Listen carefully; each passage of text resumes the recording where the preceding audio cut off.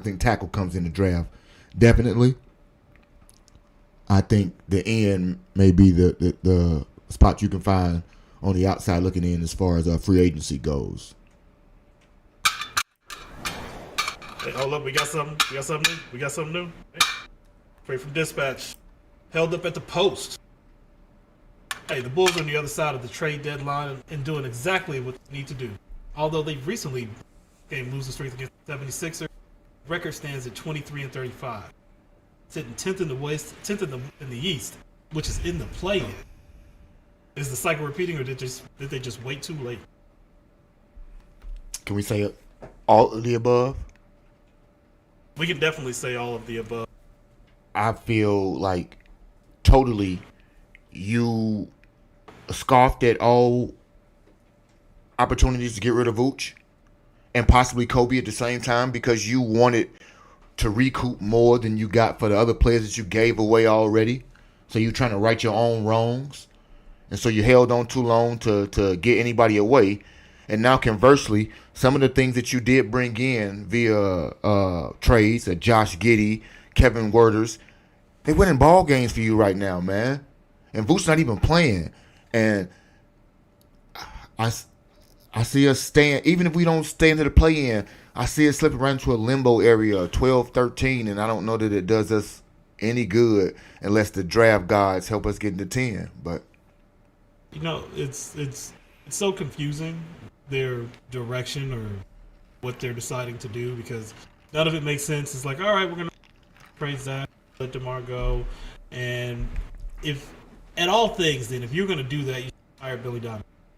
Which sounds terrible because I love Billy. He's a great coach. I love having Billy as a coach because the dude loves basketball, and I think that's why they won't lose. You have to bring in a coach who's just like, all right, man, you're going to sit here on the bench.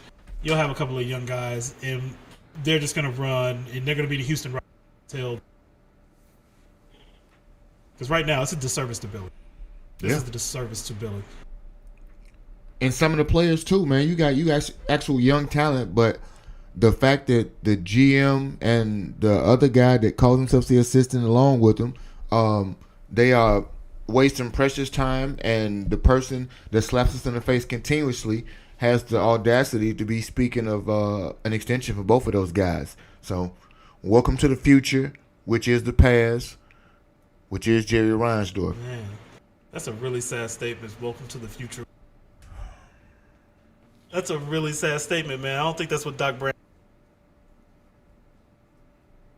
We back to the future, and the future was bleak. It's when you. I told you every morning I try to sit down, and as I'm going through morning, the condensing. Okay, and it is 10 minutes of watching the skinniest team in the league pushed around by multiple guys. But Josh Giddey, I do love Josh Giddey's game, man. He's so much fun to watch because he does everything except play defense. He does everything except play defense. I'm waiting for Modest. He weighs 110 pounds, so they just push him out of the way. And for Modest, this should be the Modest point where you just let him unleash him. Like let's just let him go. Give him the ball and see that. Get out the way. He ferocious with that thing, man. I want him to be able to get a better feel for being able to create his own shot, shooting, catching the ball, spotting up. I need him to go ahead and start working on some of the things that aren't so good right now. Work on it while we bad so we can play through the badness and be bad. Be bad as possible, please.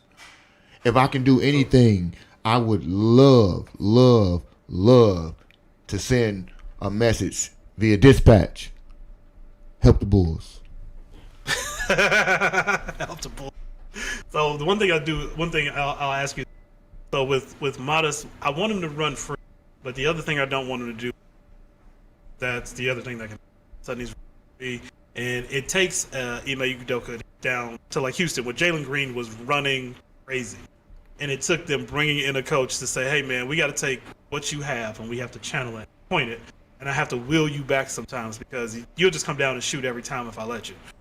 Come down and shoot every time, you won't move the ball. And this is where I also agree with, like, you should have fired Billy Donovan to let Modest get some of that out. Then you can bring in the coach who says, "All right, you know, you can do all that, but let's see how far you can actually take this channel." Right. Will they ever be able to get out of their own way to do any of those things right? Is where my apathy comes in for the Bulls, and I hate to be apathetic, man, but I've been around I lived on this earth 5 decades, and are minus a few blotches on the radar. They showing us everything that we're gonna expect from them, and when they blips come, they good, but. It's so weird because you look back. Derrick Rose was 13 years ago. That was 13 years ago, and it went by. It went by so fast. A blip. Of course, with what happened with the situation, of course, happened. But they had no follow up plan after that. It was like, well, the thing ended, and they did this with the Dwayne Wade team, 2016, where they said, all right, we're going to bring in Dwayne Wade, and going the starting. This is how you win in the NBA. All these examples out here, and they choose to follow none of them. You saw what happened when they dismantled the '98 Bulls. They had no true plan, and now we're seeing that again. A whole different set of people, different iteration, same owner, same result. Whoa, man! You said the key word there. Same owner. Sleep at the wheel. What he does to the White Sox, he continues to do to the Bulls. It's endless, man. It's endless. I'm tired. It's the same stories, the same answers every time.